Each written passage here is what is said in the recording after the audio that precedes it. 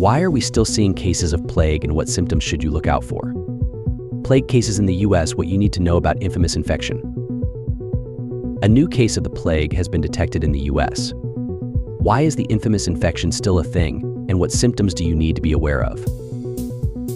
Known around the world for killing tens of millions of people in Europe during the Black Death in the Middle Ages, the plague is back in the headlines after cases were detected in the United States.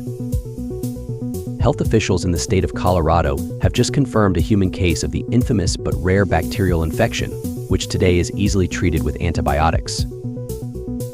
The U.S. Centers for Disease Control and Prevention (CDC) estimates there are 7 human cases of plague per year in the U.S., and in February, Oregon officials reported it in a person who likely got it from their sick cat.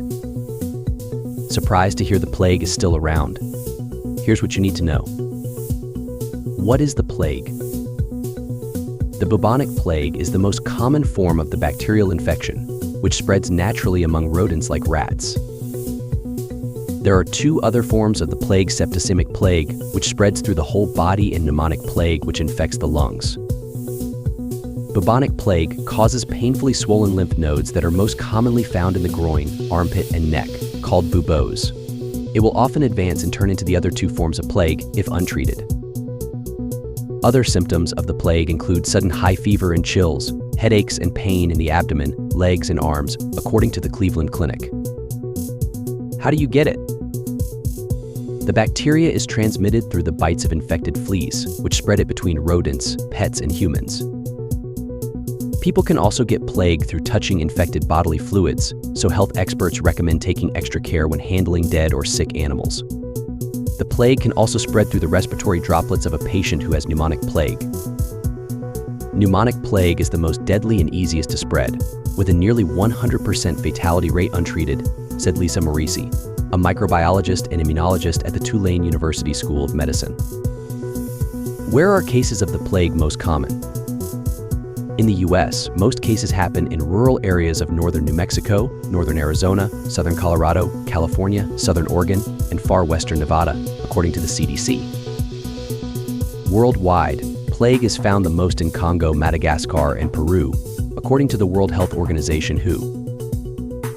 According to the European Centre for Disease Prevention and Control (ECDC), plague has been absent from Europe for over half a century. How is the plague treated? The plague was never eradicated, but we've gotten better at preventing its spread and treating it in humans. When treated early with antibiotics, the plague can be cured. The key is to get to a doctor fast, otherwise the plague can be deadly. And as the old adage goes, prevention is better than a cure. Keeping areas around the home clear of debris and other things that can attract rodents can lower the risk of infection, as can making sure pets are up to date on flea treatments. When hunting, camping, or otherwise spending time outdoors, the CDC recommends using a bug spray with DEET to keep fleas and other disease-spreading pests away. Is there a plague vaccine? Yes, but the WHO only recommends it for people who are at high risk of infection, like laboratory and healthcare workers. There's no plague vaccine available in the US or Europe. Morisi said there is need for more research, because while the vaccines used in other parts of the world work against bubonic plague, there isn't strong evidence to show they protect against the pneumonic form of plague. Testing a plague vaccine would be ethically and logistically difficult, she said. Because the bubonic form is quite treatable with antibiotics, and also quite rare, you don't see thousands and thousands of cases of plague a year. There's just not a huge market for a plague vaccine at this point in time, Morisi said.